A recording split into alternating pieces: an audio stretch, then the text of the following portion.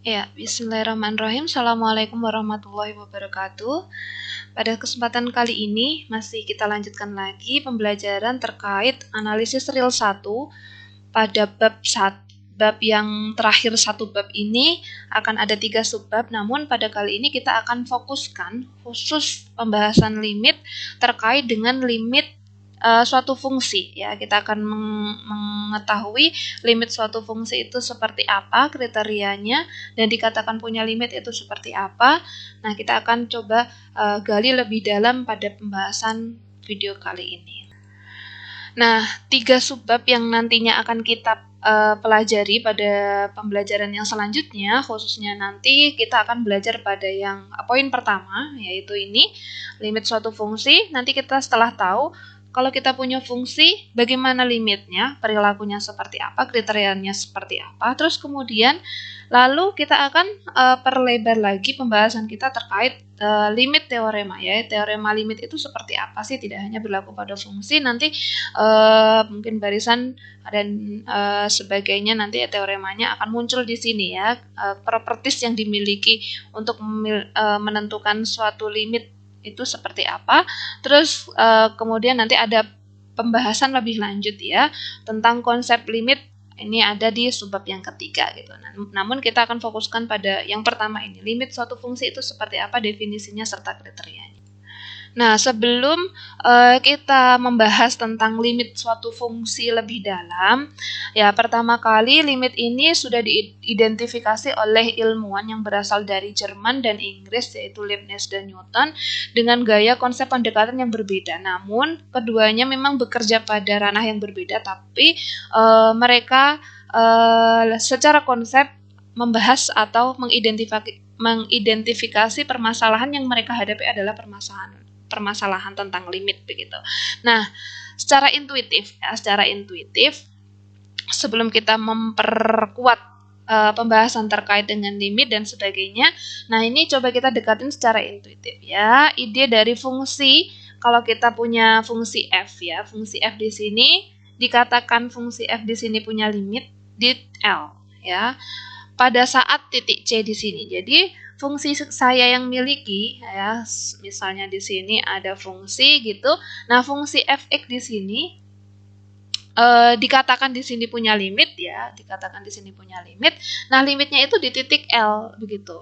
Limitnya itu di titik L pada saat titik C. Jadi pada saat titik C, limit f(x) ini punya limitnya di titik L gitu. Bisa kita ilustrasikan seperti ini. Nah, itu maksudnya apa sih gitu ya? Maksudnya bahwa C yang kita ambil bahwasanya di sini dia terdefinisi dan definisinya dia sebagai L ini sebagai titik limitnya.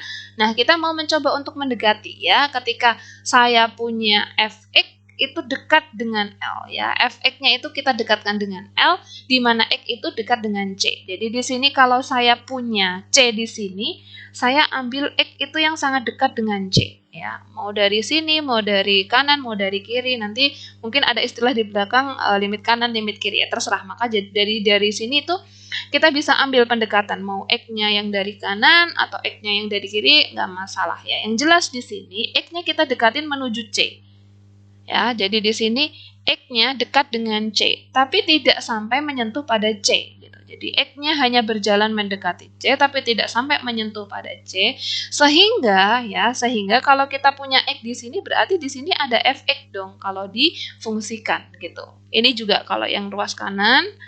Nah, ini kalau diperlebar lagi sumbu koordinatnya ya, pasti di sini ada f(x) juga gitu. Jadi di sini adanya jaminan bahwasanya kalau kita punya C, terus kemudian kita punya X-nya sembarang X, yang penting X-nya di sini masih berada pada domain yang kita miliki ya. Di sini domainnya sumbu X. Jadi X-nya mau didekatin dari C-nya mau didekatin dari X yang sebelah kanan atau sebelah kiri, pasti di sini ada hasil fungsi X yang dari kanan dan X yang dari kiri. Namanya f(x) yang dari kanan dan f(x) yang dari kiri. Nah, dari sini yang dinamakan limit suatu fungsi itu ya, ketika kita punya fungsi, ketika C-nya itu didekatin dari X, pasti L-nya ini juga akan bisa didekatin dari f(x) dan f(x) yang dari ruas kanan dan dari ruas kiri. Maka di sini itu Fx-nya dekat dengan L. Jadi di sini bisa dikatakan Fx-nya yang dari kanan dan dari kiri pasti dia akan dekat dengan L. Jadi dideketin menuju ke L. Jadi mendekati, tapi dia tidak sampai menyentuh pada L. Karena apa? X-nya yang di sini juga tidak sampai menyentuh pada C. Begitu. Jadi adanya jaminan di sini ya. Mana yang bisa kita jadikan pedoman atau patokan ya, yang selama di sini masih dijamin di sini masih berada di sumbu Y di sini, maka di sini akan ada nilai X yang mendekati C, di mana di sini juga pasti akan dijamin juga sebagai domainnya gitu. Kalau hasilnya sudah ada, pasti ya domainnya juga sudah ada. Namun hasilnya di sini sudah kita batasin tidak lebih dan melebar dari Fx yang atas dan Fx yang bawah. Begitu. Karena sudah ada aturan ya, hasilnya hanya berada di angka ini saja, pasti domainnya juga pasti berada di angka ini saja. Namun di sini perlu kita ingat yang namanya limit hanya dia mendekati, tidak sampai pada L. Jadi yang dinamakan fungsi kita punya limit ya ketika memang kita mendekati satu titik saja ya, domain kita satu titik saja yang berada di domain fungsi tersebut. Kita ambil titik yang lainnya gimana nih kalau didekatin, selama dia bisa masih berada di domainnya yang ini, kita bisa mencari range-nya yang di sini ketemu, maka range-nya di sini memberikan jaminan bahwa mau ambil berapapun X-nya pasti ketemu gitu. Nilai maksimumnya di sini misalnya di sini angka 1 sampai 10 ya. Mau diambil yang menghasilkan nilai di sini hasilnya 100 pasti nggak bisa, harus domainnya harus di bawah 1 sampai 10 saja begitu. Tidak ada boleh lebih dari itu. Kalau lebih dari itu tidak ada jaminan begitu. Jadi di sini yang akan kita mau pelajari gitu. Nanti akan ada istilah epsilon dan delta munculnya ya di sini gitu. Tapi sebelum kita membahas terkait limit secara mendetail, nah di sini saya kenalkan dulu tentang cluster point ya, titik cluster di sini. Kalau saya ada A subset bilangan real, jadi kalau di sini ada bilangan real, terus di sini ada A-nya. Terus kemudian di sini ada C-nya gitu. Kenapa? Pasti C-nya di sini anggota A dan C-nya merupakan anggota bilangan real. Maka C-nya di sini dikatakan cluster point dari A ya. C itu cluster point dari A. Jadi kita sudah ambil A subset bilangan real. C itu cluster point dari A jika ya terdapat delta positif ya. Diberikan delta maka akan ada diambil ya delta positif, terserah deltanya berapapun, 0, 1,5, yang penting dia lebih dari 0, berarti 0 tidak masuk gitu. Dia bebas tapi 0-nya nggak masuk dan dia hanya bekerja pada area yang positif saja ya, karena apa? Delta ini berfungsi sebagai jarak nantinya. Terus kemudian deltanya dia positif, maka paling tidak sedikit ada satu saja titik ya, titik X di sini. Pasti di sini di A itu anggotanya pasti banyak ya, selain C. Jadi di sini saya ambil X saja, di mana X-nya di A dan X-nya bukan A, di sini X-nya bukan A. Sedemikian sehingga X dan C ya, X dan C itu jaraknya kurang dari delta. Ya, delta itu apa ya tadi? Jarak. Ini mau memberikan jaminan bahwa apa-apa yang kita lakukan ya harus masih berada di jarak yang masih menjadi pembahasan kita. Kalau di luar tidak ada yang jamin ya. Jadi makanya di sini diambil delta positif bebas, tapi di sini delta ini menentukan dia masih berada di area kita atau enggak. Nah, dinamakan cluster kalau misalnya kita ambil sembarang titik berapapun di A. Kalau misalnya saya ambil A-nya, titiknya di sini apakah boleh? Tidak boleh. Jadi harus masih berada di A, tapi dia bukan C, ya, bukan C. Berapapun A yang ada di sini kita ambil, terserah, tapi bukan C. Nah, kalau dijarakkan dia masih berada di area yang masih pembahasan kita, begitu. Jangan sampai kita ambil titik yang di luar ini, terus dia pembahasannya juga jauh lebih luas. Jadi di sini cluster point ya memberikan jaminan saja di sini bahwa apa yang kita bahas di sini dia masih menjadi area pembahasan kita, dan ini memberikan jaminan bahwa masih berada di delta yang kita anggap di sini masih dalam pembahasan. Jadi pembahasan kita itu tidak lebih dari X yang di sini dan yang di sini begitu. Kalau diambil di sini apakah bisa? Tidak bisa. Jadi di sini selama di sini sudah dijamin ya, sudah dijamin, sudah pasti ada hasilnya di sini Nah, berarti di sini itu masih berada di persekitaran delta, tidak di luar sini atau di luar sana, begitu. Jadi ini yang penting cluster pointnya harus diidentifikasi dulu sebelum kita bahas ke limit suatu fungsi. Nah, setelah mengetahui definisi dari titik cluster, nah di sini kita perdalam lagi pembahasan kita. Lalu pembahasan titik cluster itu buat apa sih dalam limit itu? Nah, di sini di teorema 1.2 ngomong bahwa kalau misalnya terdapat C anggota bilangan real, ya, dan C itu merupakan cluster point, ya. Ingat cluster point, jika di C itu terdeklarasi sebagai cluster point, ambil satu titik di luar C yang masih di dalam A, tetapi kalau diambil bebas seperti itu, kita masih masuk dalam pembahasan yang kita inginkan, yaitu X dan C masih harus kurang dari delta tadi gitu. Jadi bebas mengambil nilai X, tapi X dan C harus masih dalam pembahasan delta gitu.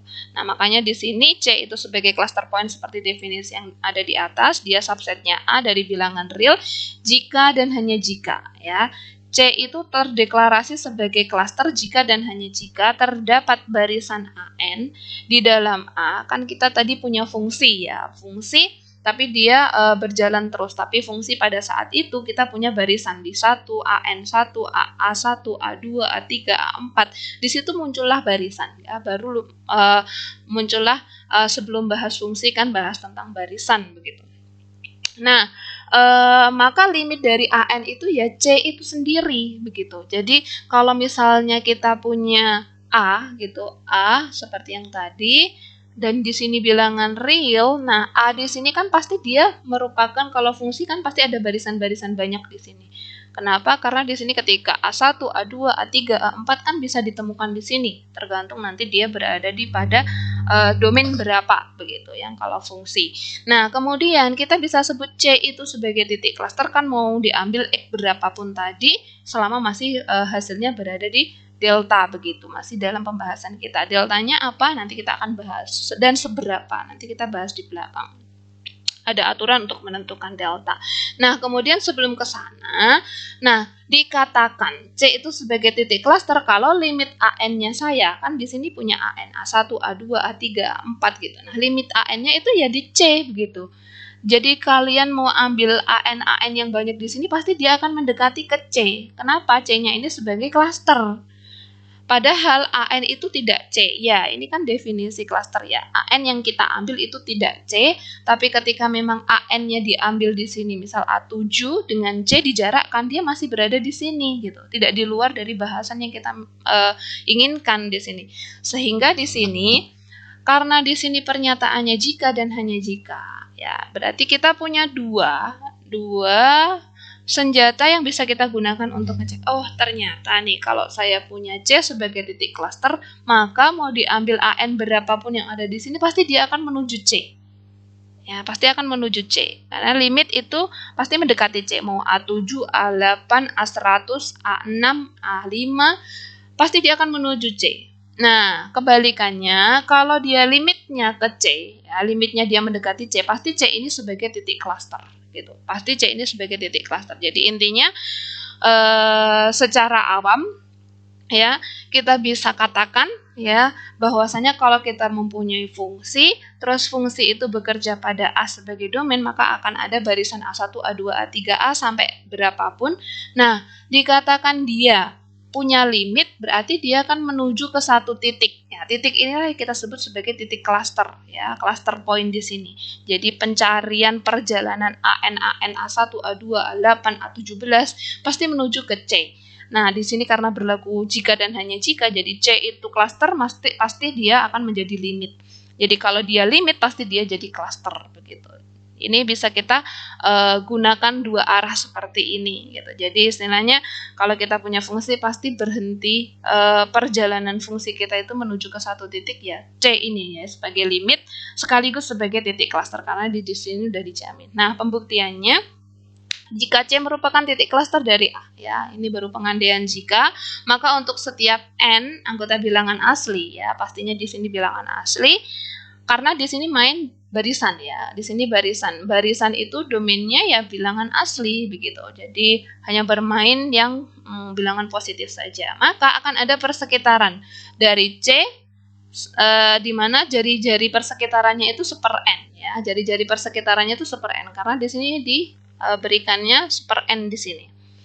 Nah, kemudian paling enggak berisi paling sedikit satu angka yang berada di AN ya. Banyaknya A di sini pasti ada A1, A2, A3, A4. Tapi kita paling enggak ya, pasti ada satu saja A. Kenapa? Karena domainnya ini N, berjalan dari 1 sampai tak hingga. Kita sudah ada jaminan, pasti ada sedikitnya, paling enggak ada satu saja yang bisa kita buat barisan di sini. Karena ada AN ya, pasti ada A1, A2 sampai A tak hingga. Karena N-nya berjalan dari 1 sampai tak hingga ya. Begitu. Jadi ya sudah begitu, berjalan terus paling nggak ada satu yang berada di sini yang bisa kita ambil. Kenapa? Karena di sini cara pengujiannya dia ngomong kalau C cluster maka akan ada AN. Paling nggak ada AN satu saja yang berbeda dengan C, di mana di sini AN pasti bukan berbeda dengan C begitu. Selanjutnya kalau AN merupakan anggota A ya sudah pasti di A domainnya dan AN tidak C, maka AN dan C itu ketika dijarakkan, di sini kan misal ada AN saya ambil di sini dan AN dan C ketika dijarakkan harus kurang dari seper N. Kenapa seper N di sini? Karena persekitaran yang saya mau di sini adalah seper N ya. Maka di sini bisa dikatakan deltanya itu adalah seper N gitu. Nah, akibatnya apa kalau ada itu? Maka limitnya AN itu sama dengan C ya, sesuai dengan argumen yang pertama. Kalau dia merupakan titik cluster, maka limitnya C itu sendiri. Itu argumen yang pertama begitu. Nah, argumen ini dikuatkan oleh ya paling enggak pasti ada satu saja yang berada di dalam ini ya, persekitaran ini gitu.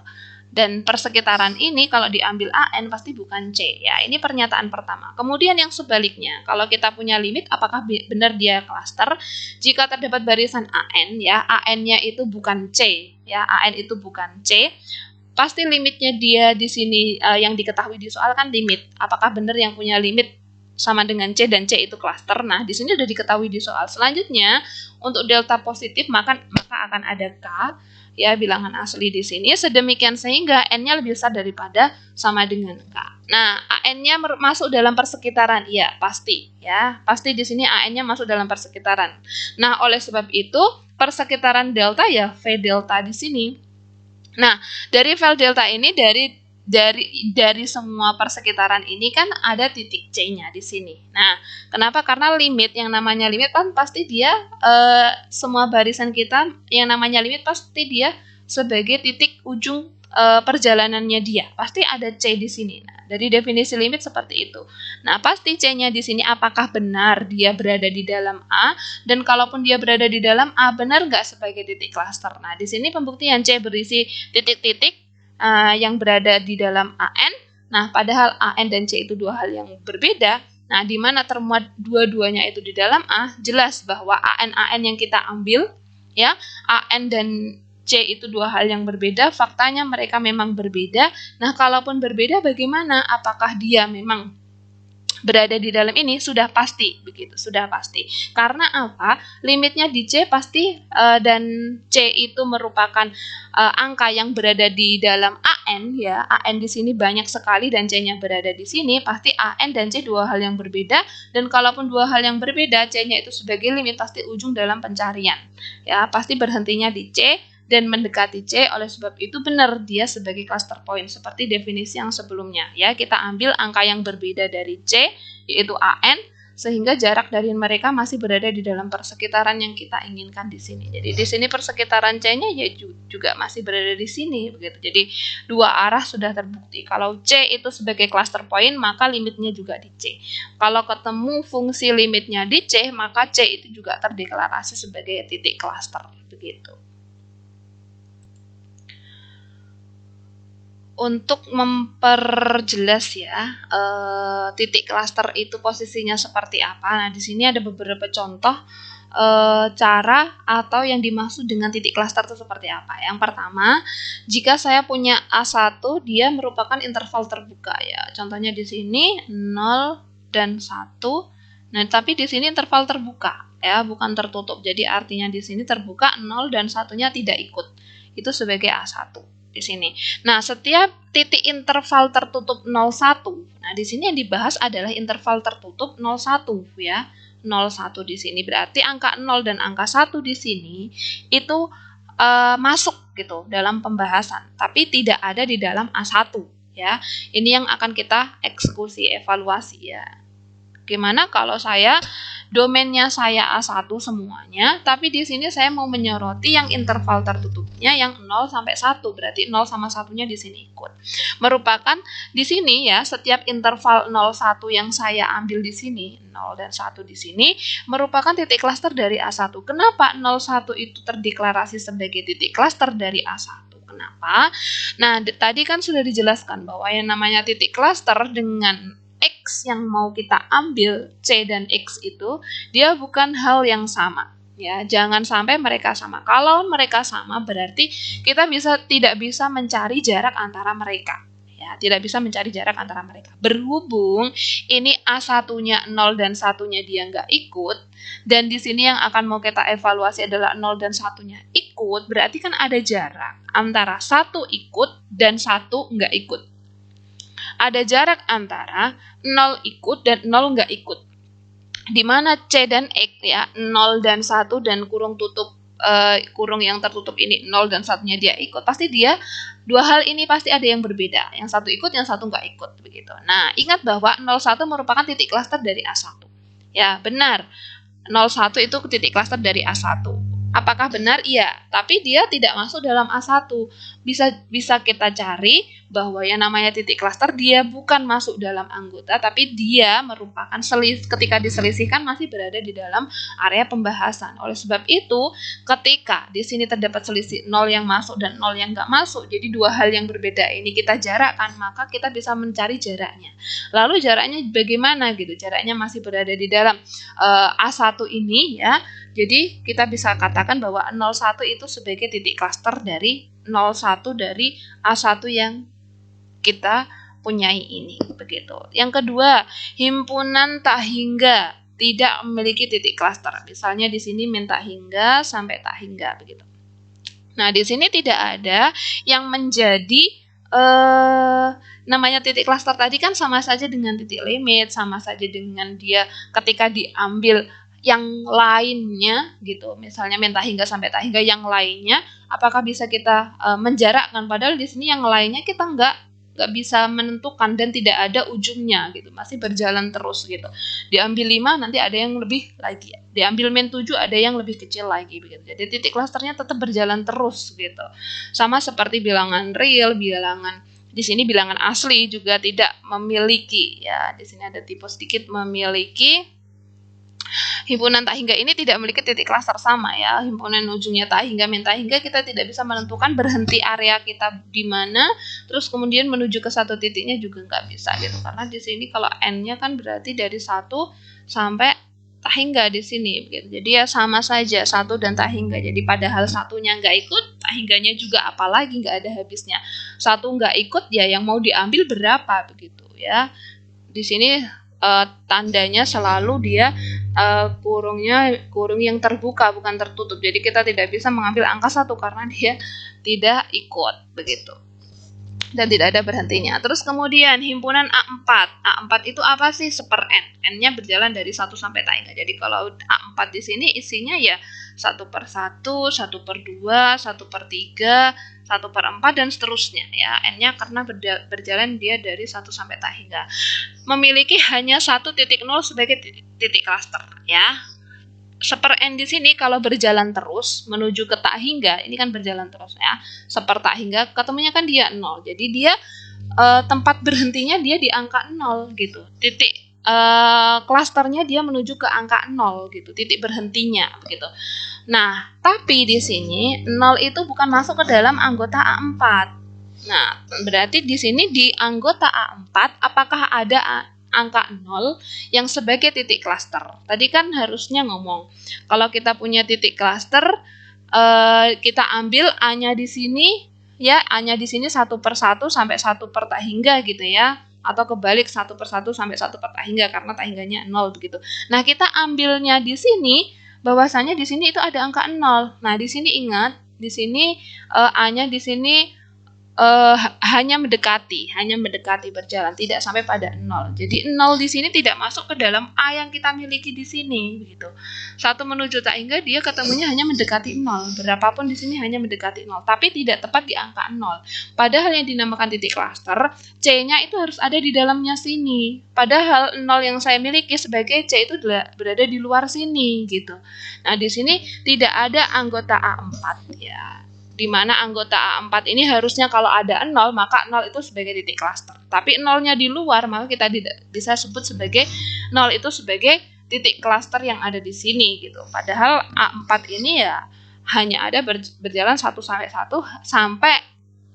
1 sampai tak hingga. Tak hingga itu berapa? Hanya didekatin dengan angka 0, bukan tepat di angka 0. Jadi di sini tak ada satupun nilai A4. Nilai A4 itu berapa? 1/1, 1/2, 1/3, 1/4, 1/5, 1/8, 1/100, 1 triliun atau mendekati 0, itu yang termuat di dalam A4. Sehingga nggak ada nilai A4 yang sebagai titik klaster. Ya, syaratnya titik klaster harus ada berada di area tersebut dan C-nya ketika diambil angka lain dia masih berada di area tersebut gitu. Next, yang kelima, kalau saya punya interval 0,1, nah A5 itu sebagai irisan dari Ki ya. Ki itu bilangan rasional ya, bisa disebut dengan perperan. Nah, akibatnya setiap titik I merupakan titik klaster dari A5. Kenapa? Karena di sini I-nya kita iriskan dengan Ki. I-nya yang hanya 0,1 kita iriskan dengan Ki ya pasti hanya 0,1 saja. Ya. Area kita hanya 0,1 dan 0,1 itu masuk ke dalam Ki. Beda dengan ini. A4 di sini tidak mengcover angka 0, maka tidak bisa kita sebut sebagai titik klaster. Padahal di sini 0 dan 1 itu masih masuk berada di area Ki dan I dan diiriskan dengan Ki itu akan ketemu angka ya. 0 dan 1-nya ada di dalam sini A5 sehingga ya semua titik-titik yang Ki miliki diiriskan dengan I, maka I merupakan titik klaster dari A5. A5 itu ya yang hanya 0 sampai 1 diiriskan dengan Ki. Karena 0 dan 1 itu ada berada di Ki, ya, berada di Ki sehingga ya kita bisa sebut.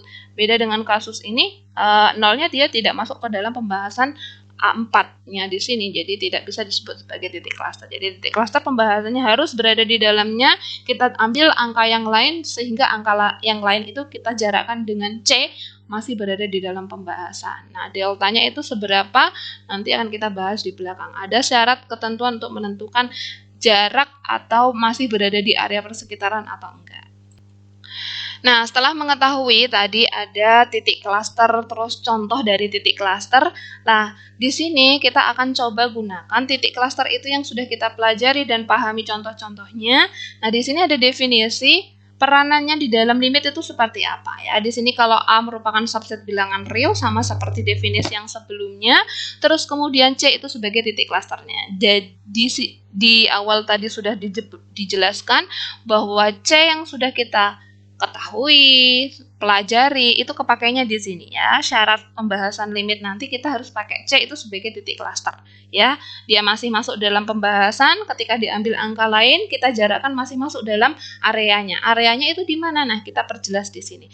Suatu fungsi f ya memetakan antara A ke R ya dan terdapat bilangan A real L. Nah, dikatakan L itu sebagai limit itu A saat di C itu gimana sih gitu. Kalau ada epsilon positif, maka akan ada delta positif. Nah, disinilah yang menjamin bahwa kalau ada epsilon positif, maka akan ada delta positif. Artinya di sini nilai delta kita itu dipengaruhi atau ditentukan oleh nilai epsilon.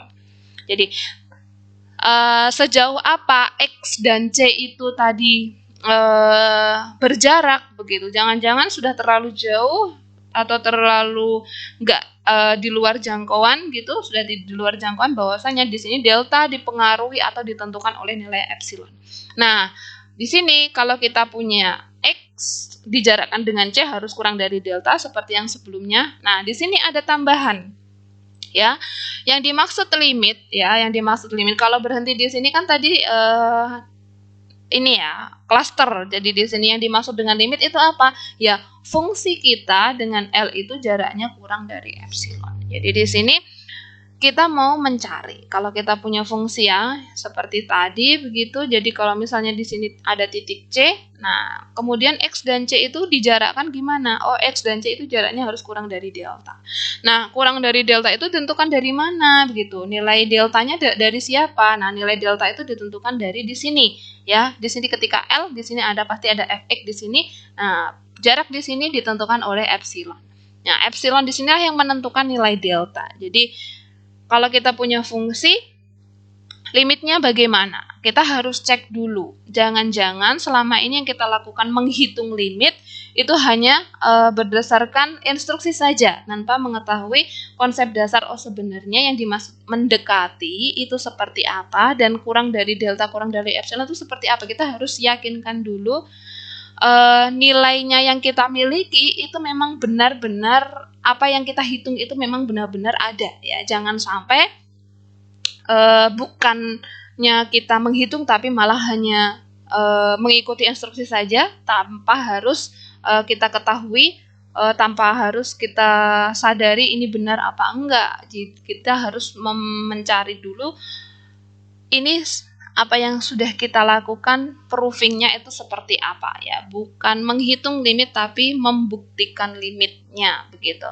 Jadi ya yang di sini bahwasanya nilai delta di sini yang menentukan siapa, yaitu epsilon. Jadi kalau sudah kita punya epsilon di sini ya itu jarak dari Fx dan L harus kurang dari epsilon di sini. Nah, makanya di sini kalau epsilonnya sudah dijamin di sini hanya berada di area sini, tidak mungkin domainnya tiba-tiba berada di sini muncul gitu, nggak ada. Jadi di sini pasti ada jaminan deltanya hanya di sini saja, tidak mungkin selebar dan seluas yang di luar pembahasan begitu. Jadi di sini harus diketahui dulu epsilon. Nah, di sini L itu dikatakan fungsi dari limit dari F di titik C. Nah, notasinya seperti ini. L itu sebagai limit dari fungsi kita ketika Fx-nya itu didekati menuju C. Jadi di sini X dan C-nya setelah kita ambil di sini ada X, ada C, di sini kita dekatkan. Oh, ternyata dia kurang dari delta. Nah, dari sini efek dari mana? Oh, efek dari ini gitu. Maka Fx-nya, Fx dan L-nya di sini kurang dari epsilon. Nah, dari sini bisa kita notasikan ya. Di sini kenapa saya tuliskan di kiri dan di kanan? Ya, di sini hanya ada suatu fungsi pasti di sini dekati menuju C.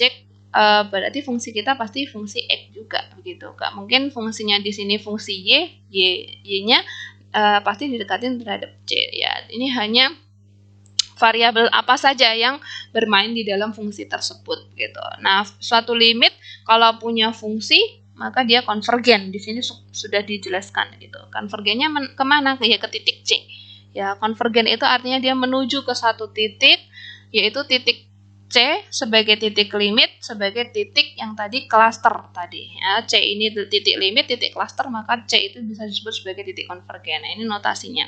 Nah, suatu limit dari fungsi F yang tidak bisa kita tentukan ini, maka dikatakan dengan divergen. Nah, di sini memang pentingnya kita harus ngecek apakah dia konvergen atau divergen, ya caranya dengan ngecek limit. Apakah ada apa enggak, kita harus tentukan dulu. Nah, di sini definisi limit, di mana di sini yang berperan utama adalah titik klasternya di sini. Yang penting deltanya di sini sudah kita tentukan. Dari mana delta? Dari nilai epsilon yang sudah kita berikan. Begitu. Nah, selanjutnya di sini ada teorema 1.4. Apa itu teorema 1.4? Kalau ada fungsi A ke R dan C itu merupakan titik cluster ya, sama seperti pembahasan sebelumnya, ada fungsi terus ada C cluster point, maka F itu hanya memiliki satu limit saja. Nah, di sini yaitu titik C ya. Jadi di sini memberikan jaminan. Tadi kan sudah dijelaskan bahwa fungsi kita bisa kita deketin X-nya dari kanan atau dari kiri.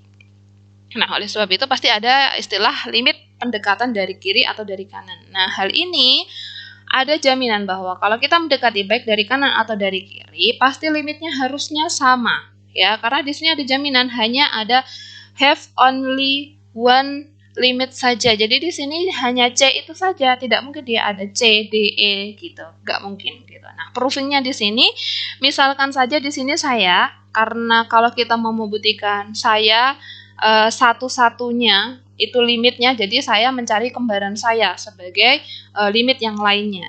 Lalu saya dan kembaran saya sama apa enggak ya? Dua hal yang awalnya kita asumsikan berbeda, faktanya sama kan, itu berarti dia tunggal begitu ya. Di sini saya ambil L dan L aksen itu sebagai limit saya. Nah, apa itu untuk proofingnya? Kalau ada epsilon positif maka akan ada delta ya. Di sini maka harus ngunci epsilon dulu. Mau ambilnya epsilon jari-jarinya berapa maka akan menentukan delta. Sedemikian sehingga X dan C ketika dijarakkan ya masih berada persekitaran delta ya. Nah, kemudian hasil fungsinya kita selisihkan juga masih berada di persekitaran epsilon begitu. Nah, kalau epsilonnya positif dibagi 2 juga masih positif. Jadi sah-sah saja kita menggunakan epsilon per 2. Jadi di sini yang ada juga delta epsilon per 2 begitu. Dan pasti akan juga terdapat karena saya tadi punya dua limit yang berbeda. Kalau tadi ini untuk menguji L. Nah, untuk menguji L aksennya gimana ya? Pasti akan ada delta aksen. Kalau awalnya tadi L ini sebagai epsilon per 2, deltanya juga delta epsilon per 2. Nah, kalau yang L aksen ya sudah tinggal delta aksen epsilon per 2 itu sebagai persekitaran yang kedua. Nah, efeknya apa? Ya sama seperti yang sebelumnya, berarti X min C-nya kita berada di kurang dari delta aksen epsilon per 2. Nah, Fx min L aksen, karena L aksen itu dia pakai yang kedua, jadi di sini sama epsilon per 2. Karena epsilon itu positif ya, mau di epsilon per 2 juga dia akan positif juga. Jadi tidak merubah definisi yang kita inginkan ya, epsilon yang penting positif saja. Berapapun di sini epsilon per 2 akan positif. Selanjutnya, nah di sini kan ada berarti saya punya dua delta. Ya, ketika saya punya di sini kan epsilonnya sudah sama, epsilon per 2, epsilon per 2. Mau dia L atau L aksen, dia pasti epsilon per 2, epsilon per 2. Nah, yang membedakan apa? Yaitu yang delta. Ya. Epsilonnya sama, ya, epsilonnya sama. Pasti deltanya di sini akan muncul delta yang berbeda karena L-nya juga berbeda begitu. Asumsi dari awal kan kita ngomong L-nya ini dua hal yang berbeda. Lalu dua hal yang berbeda ini sama nggak? Kalau sama berarti dia tunggal begitu. Nah, di sini karena ada dua delta yang berbeda, saya ambil infimumnya. Ya, yang paling kecil saja. Yang paling besar sudah pasti memenuhi. Tapi yang paling kecil bagaimana? Kita ambil yang paling kecil, ada yang paling aman ya. Untuk X anggota A, maka X min C kurang dari delta. Nah, di sini kita coba mau karena sama-sama kurang dari epsilon ya. Jadi di sini L min L aksen ya. Ini kita pakai ketak samaan segitiga yang awalnya dia hanya L dan L aksen. Saya tambahkan di sini variabel min Fx dan plus Fx. Tapi saya sudah pisahkan seperti yang dijelaskan di ketak samaan segitiga. Jadi min Fx dan plus Fx di sini dia tidak mengubah fungsi yang berada di ruas kiri. Namun di sini tandanya lebih besar yang kita pecah-pecah di sini atau sama dengan. Berdasarkan teori ketak samaan segitiga. Nah, dari ketak samaan segitiga ketemu tandanya berubah seperti ini dan dia dipecah dalam dua rumah yang berbeda. Lalu kemudian di atas kita sudah ngomong L min Fx ya. L min Fx sama aja dengan Fx min L. Kenapa? Karena jarak antara A ke B pasti jaraknya akan sama dengan B ke A. Gitu. Jadi di sini tidak usah bingung kenapa L min Fx itu sama dengan Fx min L kurang dari epsilon. Ya, jadi ini tandanya dia kurang dari karena di sini Fx min L dia kurang dari epsilon per 2. Begitu juga Fx min L aksen. Nah, kalau ini sama ya, Fx min L aksen dia juga epsilon per 2 dari sini. Nah, jadi di sini epsilon per 2 ditambah epsilon per 2 jadinya epsilon gitu. Jadi di sini L min L aksen ya. Kesimpulannya di sini L min L aksen, faktanya dia kurang dari epsilon ya. Tanda yang terakhir di sini kurang dari epsilon. Nah, dari sini ketahuan bahwa definisi di atas tadi ngomong kalau diberikan ya delta yang bergantung pada X dan X-nya masih berada di kurang dari epsilon tadi, X-nya dan C-nya itu berada di kurang dari epsilon, dua hal yang berbeda masih berada di persekitaran epsilon, maka dia bisa di berapapun nilai epsilon, maka dapat disimpulkan bahwa L dan L aksennya di sini dia sama dengan 0. Ya, berarti di sini kalau dia sama dengan 0, dia pasti dua hal ini merupakan dua hal yang sama begitu. Nah, berarti jaraknya mereka itu 0 gitu. Jadi limit yang pertama jaraknya di X, di L gitu. Limitnya yang kedua itu di L aksen. Jadi jarak antara L dan L aksen itu nggak ada, ya berarti dia dirinya sendiri gitu. Jadi di sini sudah membuktikan bahwa selama dia masih berada di epsilon pasti dua hal ini dia sama begitu. Jadi di sini memberikan jaminan punya satu fungsi dan satu itu sebagai ada titik klasternya. Nah, klaster itu pasti sebagai titik limit. Nah, titik limit ini sendiri ketika deketin dari kanan dan dari kiri pasti hasilnya tunggal. Sudah kita uji dua hal yang berbeda, faktanya dia masih berada di persekitaran dan jaraknya dia 0. Ya, jaraknya dia 0 gitu aja. Karena jaraknya 0 maka dirinya sendiri itulah L aksen sebagai L itu sendiri, maka dia tunggal. Nah, untuk mempermudah secara geometri ya, secara geometri grafiknya itu seperti apa definisi limit ya seperti ini gitu.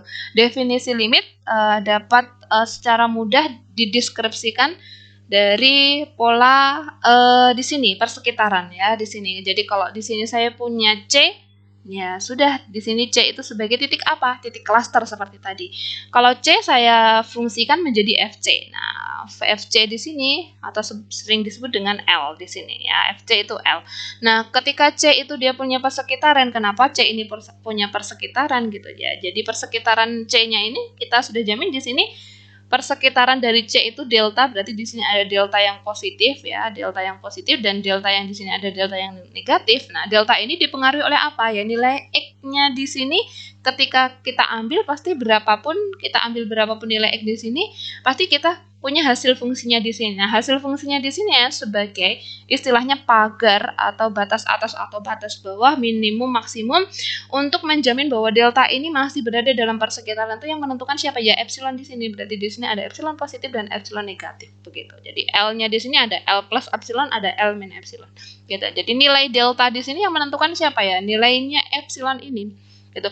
Epsilon yang jelas di sini hasilnya terserah kamu ambil X berapapun di sini selama dia masih berada di area sini ya, di area hasil domainnya itu hasil dari epsilon yang sudah di sini di setting ya, istilahnya di sini sudah di setting di sini sampai di sini mau ambil berapapun di sini, oh di sini apakah bisa, oh ternyata dia masih bisa begitu. Tapi kalau misalnya di sini sudah di setting tapi kita ambilnya nggak mungkin di luar sini ya, nggak mungkin di luar sini, pasti dia akan di luar pembahasan. Jadi tidak ada jaminan selama masih berada di area ini, ada jaminan sepanjang ini dia pasti punya limit. Limitnya kemana ya? Titik interior tadi ya, pasti dia konvergen menuju ke satu titik gitu.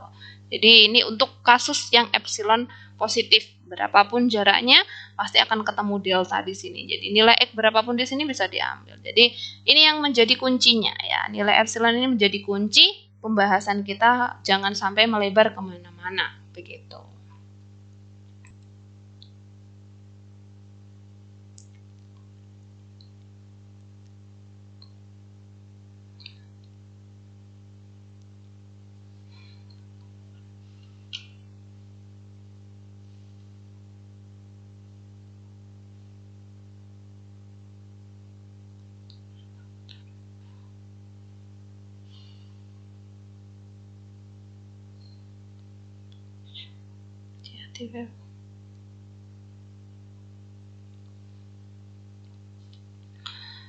Kriteria sequential.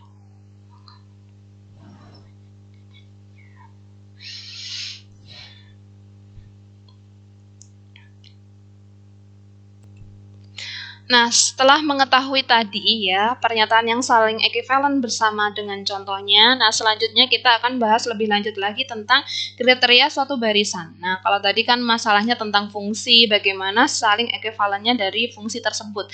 Nah, di sini kalau kita punya barisan, nah kalau fungsinya di sini F itu A ke R, C itu sebagai titik klaster, maka pernyataan berikut itu saling ekuivalen. Nah, kalau tadi kan fungsi, kalau di sini dia barisan. Nah, kalau saya punya fungsi dia konvergennya ke L, otomatis dia limitnya ke L. Nah, maka di sini akan ada barisan-barisan yang lainnya. Ya, kalau tadi kan X-nya ada X1, X2, X3. Kan fungsi kita fx ya. Ketika dia 1, maka fx1, maka akan ada X1. Fx2 akan ada X2, Fx3 akan ada X3. Maka akan ada Xn di dalam A yang konvergen ke C. Ya, konvergen ke C, di mana Xn-nya tidak sama dengan C, seperti definisi yang sebelumnya, maka terdapat barisan Fxn yang akan konvergen ke L juga. Ya, kenapa dia konvergen ke L? Karena di sini bisa dikatakan bahwasanya kalau kita punya A di sini akan ada AN ya, AN yang tadi banyak itu, maka dia akan konvergen ke nilai satu titik. Yaitu satu titik itu sebagai apa? Titik konvergensinya. Titik konvergensi itu apa? Sebagai titik limit. Jadi di sini kalau fungsi kita punya limit di L, ya, punya limit di L, pasti dia menuju ke satu titiknya ya ke L ini, gitu. Namun di sini kalau saya punya ambil AN berapapun, A1, A2, A3, karena kita punya fungsi ya yang kontinu berjalan terus di sini.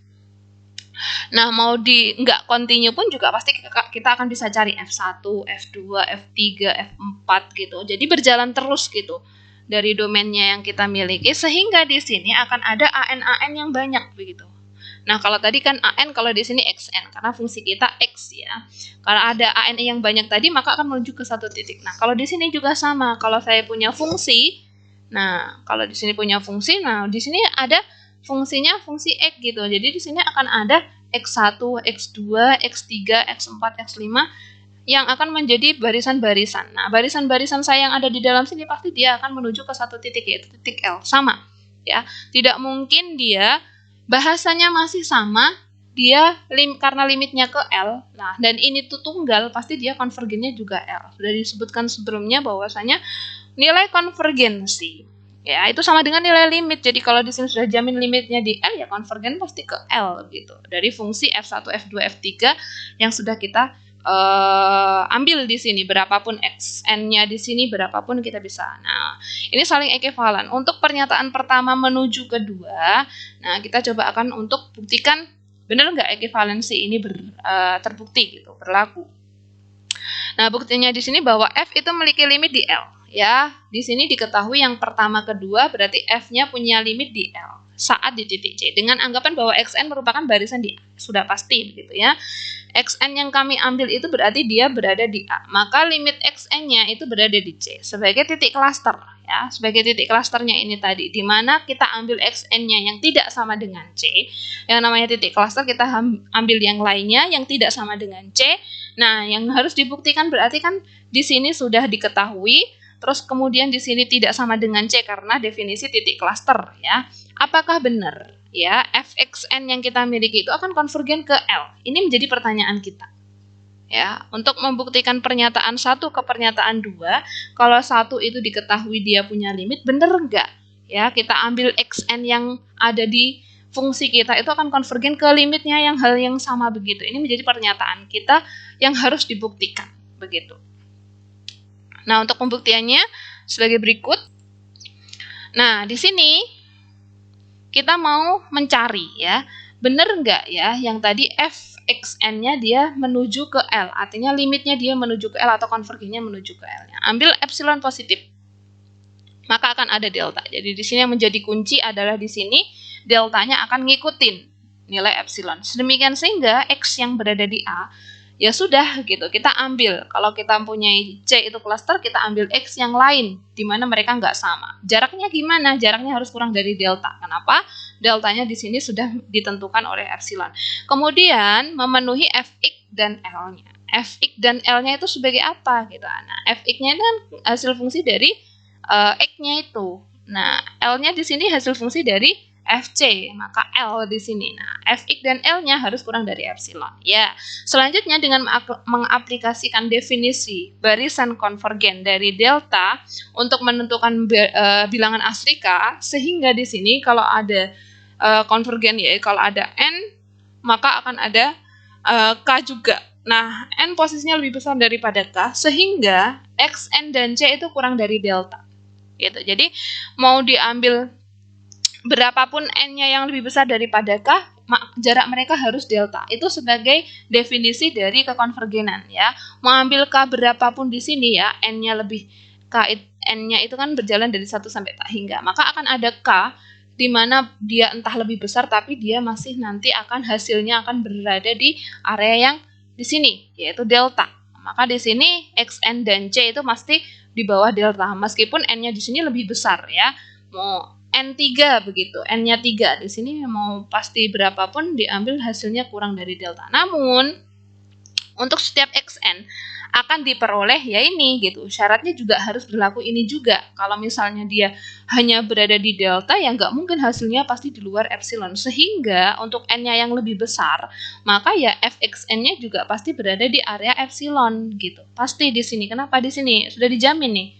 Karena di sini domainnya berada di delta, ya diambil berapapun pasti di sini hasilnya juga masih berada di epsilon karena ini dua hal yang saling istilahnya menguatkan gitu. Kalau di sini domainnya hanya dikasih jarak segini saja pasti hasilnya segini saja pasti domainnya tidak lebih dari ini begitu. Jadi di sini karena sudah ada jaminan di sini maka fxn-nya dengan L itu pasti kurang dari epsilon. Oleh sebab itu fxn, nah kalau selama dia masih berada di epsilon maka dia konvergennya dia ke L. Seperti definisi limit yang di awalnya ya, fx dikurangi dengan L masih berada di epsilon. Itu pernyataan yang pertama sudah terbukti ya. Kalau kita punya fungsi, fungsinya kita punya limit sehingga ini bisa dicari, kita ambil an atau xn atau fxn pasti dia masih berada diambil berapapun di sini pasti hasil fungsinya masih berada di persekitaran gitu karena masih kita ambilnya di area delta saja gitu. Nah, untuk pembuktian karena saling ekivalen ya, kita bisa membentuk dari pernyataan 1 menuju pernyataan 2 atau pernyataan 2 menuju pernyataan 1. Untuk pembuktian yang kebalikannya, silakan diberikan kepada pembaca sebagai latihan dengan cara yang sama ya, tidak terlalu susah, hanya saja membuktikannya secara terbalik. Kalau kita punya fungsi kita bisa ambil xn-nya, dan dia bisa ketemu dia berada di persekitaran epsilon, maka benar nggak ya L-nya itu sebagai limit gitu. Nah, sudah pasti di sini sebagai titik cluster juga pasti nanti sebagai titik limit. Bukan hal yang mudah untuk pembuktian secara kebalikannya. Terus selanjutnya di sini, dari tadi kita membahas tentang cluster point, terus kemudian limit, terus kemudian konvergen. Limit sama dengan titik konvergennya. Nah, di sini kebalikannya ya, karena tadi sudah dijelaskan kalau limitnya ada maka dia konvergen, kalau limitnya nggak ada katanya divergen. Nah, ini coba kita perjelaskan lebih detail lagi tentang kriteria suatu barisan atau fungsi dikatakan dia divergen. Ya, kalau di sini kita ambil dulu kalau saya punya fungsi dan C itu sebagai cluster point. Nah di sini L itu anggota bilangan real, maka F itu tidak punya limit di L. Ya, di sini yang perlu ditekankan adalah F tidak punya limit di L. Kenapa? Karena kalau punya limit kan konvergen. Kalau di sini tidak punya limit di L. Nah, jika dan hanya jika terdapat barisan Xn di dalam A, di mana kalau diambil mereka berdua seperti definisi cluster sebelumnya, sedemikian sehingga di sini barisan yang saya ambil di sini dia konvergen ke C, benar. Pernyataan pertama P maka Q-nya dia berlaku, ya P-nya benar. Tapi Q-nya gimana gitu? Tapi ya Fxn-nya dia tidak konvergen ke L gitu. Dia hanya berlaku untuk yang benar gitu. Dia Xn-nya dia di sumbu X-nya dia memang konvergen di area persekitaran, akan tetapi ketika difungsikan ya di sini hasilnya dia di luar dari apa yang kita bahas gitu. Ya, yang kita bahas di sini gitu.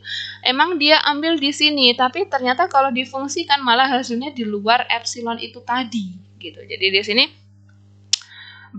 di sini perbedaannya kalau dia punya limit atau konvergen, nah Xn-nya konvergen ke C, Fxn-nya dia punya limit ke L, ya artinya dia menuju ke L. Tapi di sini kalau diambil Xn-nya di sini, tapi dia kalau setelah difungsikan nggak menuju ke L, itu dinamakan dia tidak punya limit itu di situ. Ya perbedaan kalau tadi punya limit domainnya dia berada di F delta, jadi persekitarannya dia juga konvergen ke C, dan hasilnya dia berada di persekitaran epsilon dan dia konvergen ke L. Tapi di sini tidak konvergen ke L. Ya, hanya pernyataan Q saja dia yang nggak memenuhi. dikatakan dia tidak punya limit. Nah, kemudian secara intuitif lagi, pasti kita ngomong, oh berarti kalau dia tidak punya limit yang di bagian sini, apa akibatnya? Kalau fungsi kita tidak punya limit, bisa kedua cara yang berikutnya ya.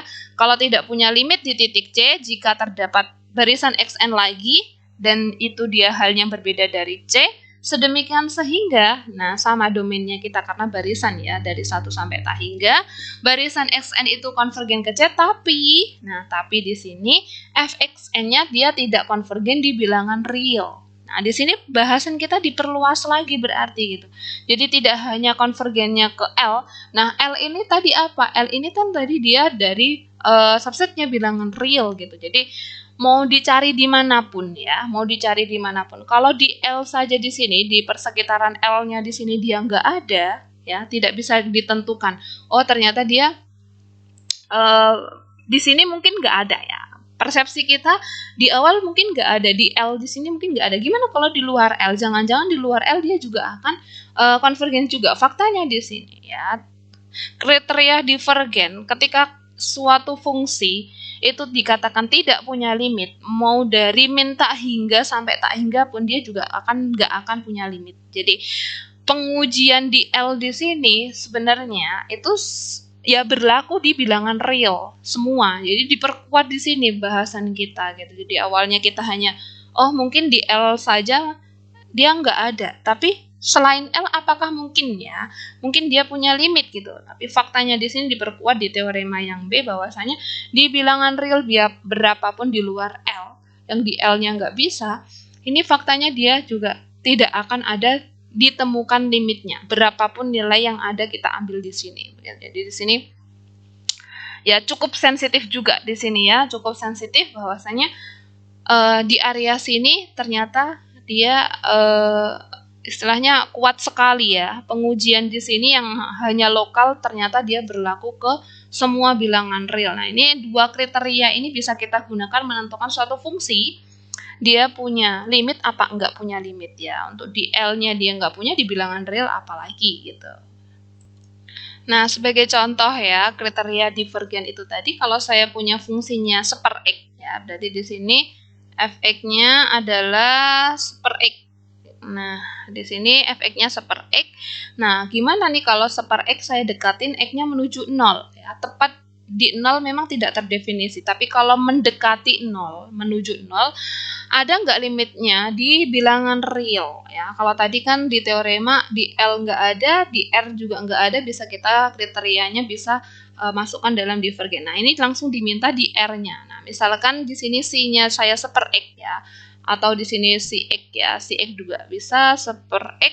Nah, untuk X-nya positif ya, X-nya positif meskipun C-nya dia 0 ya, meskipun C-nya dia 0, argumennya itu saat C-nya sama 0, syaratnya tidak dapat diperoleh batasnya. Ya, sudah pasti. Bahkan jika diambil nilai xn, nah diambil tadi kan kalau saya punya F seper X ya, F-nya seper X gitu, atau C seper X mau diambil berapapun, nah kita ambil barisan yang ada di dalamnya ya. Seper X ini kita ambil barisan yang ada di dalamnya.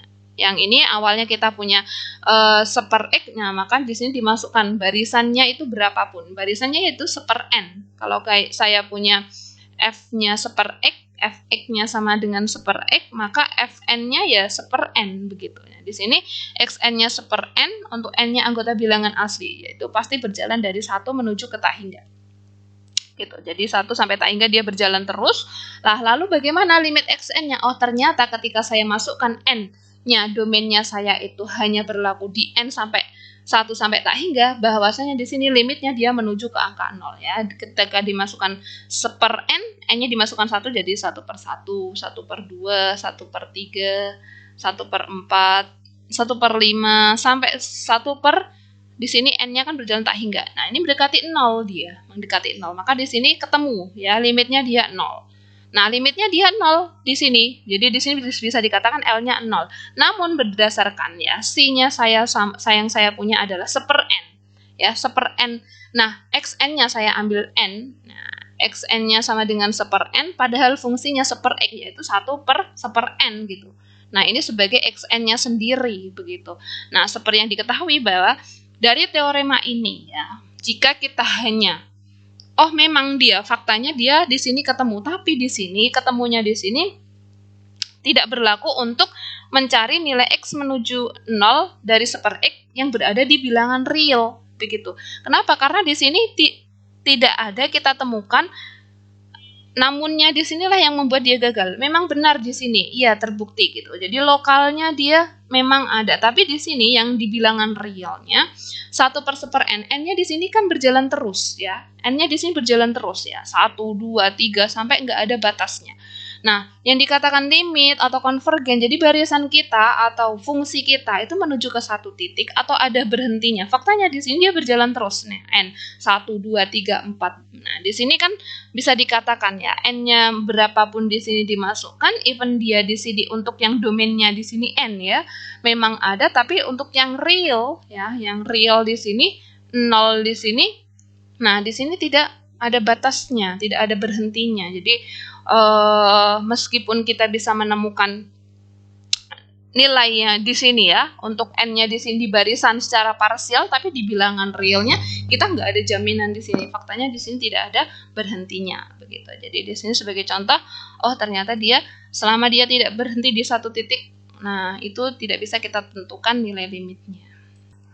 Baik, itu tadi pembahasan terkait dengan satu subbab di limit ya, khususnya tentang limit suatu fungsi.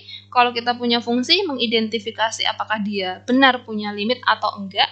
Lalu ada juga pengenalan terkait suatu fungsi kalau tidak punya limit itu bisa dikatakan konvergen, itu kriterianya seperti apa. Semoga bermanfaat, dapat memberikan penjelasan. Terima kasih, mohon maaf atas segala kekurangan dan kesalahan. Wassalamualaikum warahmatullahi wabarakatuh.